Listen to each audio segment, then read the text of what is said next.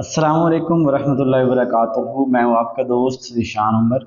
आज का हमारा टॉपिक जो है ये है रिसर्च पैराडाइम के हवाले से। रिसर्च अप्रोचेज या रिसर्च पैराडाइम भी बोलते हैं।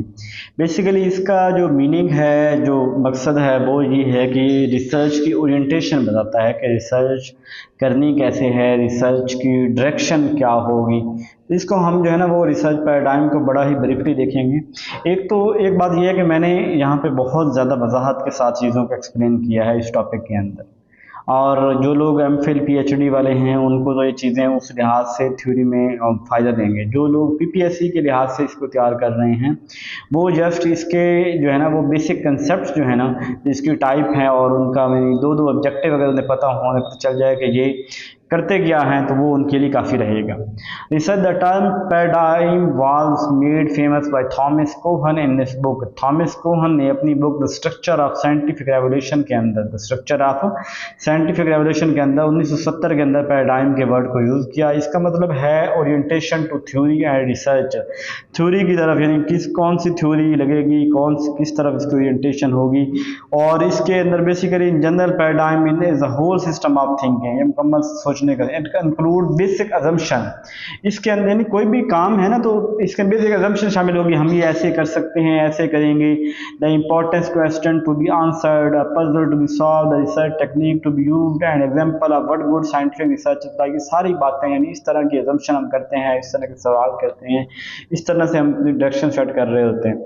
अब बैकग्राउंड इसका क्या है कि जो शुरू वाले थिंकर थे ना वो आर्गू करते थे कि जो सोशल वर्ल्ड है वो सोशल वर्ल्ड क्या है, सोशल वर्ल्ड वो जिसके अंदर इंसान रहते हैं, इंसान आपस के अंदर मामलात करते हैं, यानी हम जो रहते हैं सोशल वर्ल्ड है।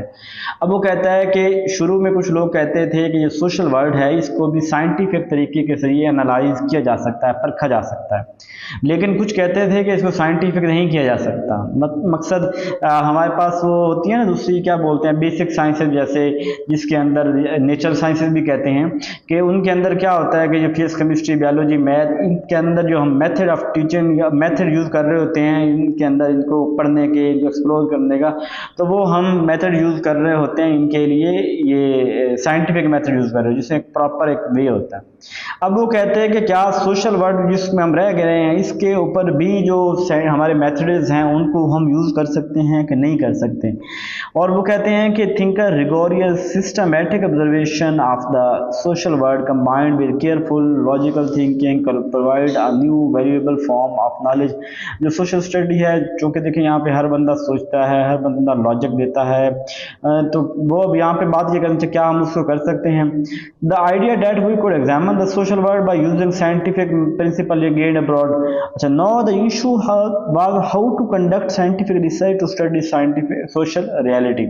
अब इशू ये था कि सोशल रियलिटी को पढ़ने के लिए सोशल जो ह्यूमन है क्या साइंटिफिक मेथड यूज़ कर सकते हैं। तो कुछ लोगों ने, मैं आपको आसान लगा, कुछ लोग कहते हैं कि जी कर सकते हैं, कुछ कहते हैं नहीं कर सकते। जो कहते हैं कर सकते हैं वो ये कहते हैं कि हम प्रॉपर रूल्स लॉज प्रिंसिपल बना देंगे, उन्हीं प्रिंसिपल की बुनियाद पे हम इंसानों को परखा करेंगे। जैसे देखें, आपने वो नॉलेज सुना होगा एनएलपी का नॉलेज। साइकाट्रिस्ट, साइकोलॉजिस्ट जो हैं वो क्या करते हैं कि इंसान की पर्सनैलिटी को ऑब्जर्व करते हैं और उसके बाद ये भी प्रिडिक्ट करते हैं कि इसके बाद का इंसान का जो रवैया है वो ऐसे होगा, यानी और वो किस तरह करते हैं क्योंकि मुख्तलिफ लॉज जो हैं जो एक बना दिए गए हैं कि यार इस बंदे को अगर कोई चीज़ बेचनी है ना तो फलां जगह जब ये रेट पूछे ना तो आपने सबसे हाई वाला रेट पहले बताना है और जो बाद में मिडल वाला इस तरह करना है। अब वो बंदा की साइकी को समझ के उसके मुताबिक उसको डील करेगा। यानी साइंटिफिक कुछ लॉज हैं, कुछ रूल प्रिंसिपल हैं, कुछ बनाए जा रहे हैं भाई, इनके तहत हम इंसानों को सोशल स्टडी को साइंटिफिक तरीके के जरिए हम इसको कर सकते हैं। और कुछ कहते हैं कि नहीं हम इसको नहीं कर सकते। बेसिकली इनका सारा बैकग्राउंड, सारी इनकी जो मकसद है वो यही, आप इसको जस्ट रीड कर लीजिएगा, यही बात इन सब के अंदर की जा रही है। अब उसको जो तीन अप्रोच उन्होंने एक है पॉजिटिव सोशल अप्रोच। ये बुक हैं जो लोग कहते हैं कि जी साइंटिफिक मेथड के जरिए हम इंसान सोशल स्टडी कर सकते हैं, पॉजिटिव सोशल साइंस कहेंगे। और वो लोग जो इंटरप्रेट क्रिएटिव सोशल साइंस वो लोग जो कहते हैं कि हम जो है इंसान कोई ह्यूमन मटेरियल नहीं है, ये अपनी एक सोच रखता है, इसका लर्निंग का स्टाइल, इसका बिहेव का स्टाइल वो मुख्तलिफ होता है, तो इसलिए इंसान जो है ना वो प्रिंसिपल इंसानों के ऊपर जो प्रिंसिपल लॉज अप्लाई करना आसान नहीं है। तीसरे हैं क्रिटिकल, वो दोनों के ऊपर तनकीद करते हैं और कहते हैं कि इन दोनों को इम्प्रूवमेंट की ज़रूरत है, और इनको इम्प्रूवमेंट के बाद जो है ना वो क्रिटिकल सोशल साइंस पर आते हैं। अब पॉजिटिविस्ट वाले यही कहते हैं कि देखें जी कि नेचुरल साइंस की ज़रा हम सोशल स्टडी को पढ़ सकते हैं, इसके अंदर हम लॉज बना लेंगे, हम एम्पिरिकल ऑब्जर्वेशन करके, यानी कि हम तजर्बा करके जो है ना वो जितने तजर्बे होंगे हम उसके बाद समथिंग कह देंगे कि ऐसा करेंगे तो ऐसा होगा, तो बेसिकली हम साइंटिफिक लगा रहे होंगे, वो इनका ये कहना है। तो इनके भी मुख्तलिफ ये जो डेविड होम और इन्होंने इस चीज़ के कंसेप्ट दिए, इसको ये सारे छोड़ दीजिएगा, देख लीजिएगा जो भी है।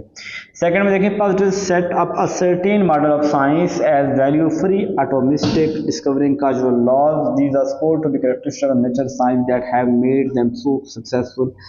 अब वही कि जो हम लाज बना लेंगे, वैल्यूज सेट कर लेंगे साइकोलॉजी के ज़रिए, फिर इंसानों के ऊपर हम अजम्पशन करेंगे कि अगर इंसान ऐसे करेगा ऐसा करेगा, तो इस तरह करके हम उनको अप्लाई कर रहे होंगे, ठीक है। और रिसर्चर जो है prefer precise quantitative data and often use experiment survey science, इन चीज़ों के ज़रिए वो जो डाटा कलेक्ट करके इनको लाज को बनाएगा, वो एक्सपेरिमेंट सर्वे और इस तरह के हो सकते हैं, ठीक है। उसके बाद seek rigorous exact meaning object छोड़ पॉजिटिव वाले और क्या कहते हैं जी, कि कहते हैं कि दे टेस्ट हाइपोथेसिस हमेशा टेस्ट की जाती है, प्रूव नहीं की जाती, ये बात याद रखें। The test causal hypothesis by carefully analysing number from the measure, उनको बड़े केयरफुल तरीके से मेजर करना चाहिए। और इसको अलावा काम पे एडमिनिस्ट्रेशन के जरिए criminal justice, market research, policy programme valuation, ये इन सब के ऊपर इसको इस्तेमाल किया जा सकता है, ठीक है। दूसरी हमारे पास ये है, अच्छा एक और इसके अंदर डिडक्टिव होती है, ठीक है। ये बार यहाँ पे जो अप्रोच होती है वो डिडक्टिव अप्रोच होती है, जबकि इंटरप्रेटिव के अंदर अप्रोच होती है वो इंडक्टिव अप्रोच होती है। ये सारी चीज़ें आप पढ़ दीजिएगा, इसके अंदर कुछ भी नहीं है, बस वही कंसेप्ट जो मैंने आपको जो है वो पहले दे दिया है। उसके बाद इंटरप्रेटिव के अंदर क्या है कि ये वाली कहते हैं कि सोशल स्टडी के ज़रिए इंसान को नहीं किया जा सकता, कि हर इंसान मुख्तलिफ सोचता है, मुख्तलिफ उसका अंदाज ज़िंदगी है, तो ये वाला इंसान को नहीं किया जा सकता। इसके बाद inter social science conducting a very close detail regarding reading of text require profound, यानी बड़ी क्लोज हमें चीज़ से एम्पिरिकल एविडेंस करते पड़े, बड़ी क्लोज स्टडी करनी पड़ती है हमें इसके अंदर। तो वैसे में ये आप सारे देख लीजिएगा, इसके अंदर कुछ भी खास नहीं है, ठीक है। ये इंडक्टिव इन नेचर है, पहले बात हो गई है, और बाकी सारी बातें वही हैं, इसके अंदर कोई खास नहीं। क्रिटिकल के अंदर दोनों को तनकीद करता है, दोनों कहते हैं इनको मिक्स किया जाए और एक नई बनाई जाए, दोनों के अंदर इम्प्रूवमेंट की गुंजाइश है। और वो कहते हैं कि जो पॉजिटिव वाले है वो बहुत नैरो हैं, एंटी डेमोक्रेटिक हैं, वो साइंटिफिक को देखते हैं। जो इंटरप्रेटिव वाले हैं वो इंसान को, जो रियल पीपल हैं, देयर कैपेसिटी टू थिंक, इंसान जो सोचता है उसको मेजर नहीं कर सकते। तो इस तरह CSS वाले जो है ये वो सब्जेक्टिव है, रिलेटिविस्ट हैं, और इस पीपल को, उनको आइडियाज़ को देखते हैं, ये सारी चीज़ें, ठीक है। तो बहरहाल ये था आज का हमारा टॉपिक, मैंने रिकॉर्ड करवाया था पहले, फिर उसके बाद इतनी हिम्मत नहीं अब बाद में हो रही है। बेसिक कंसेप्ट इसके अंदर कुछ भी नहीं है, मतलब कुछ खास नहीं है, बस आपको पॉजिटिविस्ट और इंटरप्रेटिव क्रिटिकल सोशल साइंस का जो है वो पता हो कि ये क्या करते हैं, बस। और इसके अंदर कुछ ऐसा करने की ज़रूरत नहीं है। अपना ख्याल रखिएगा, दुआ में याद रखिएगा। जज़ाकल्लाह।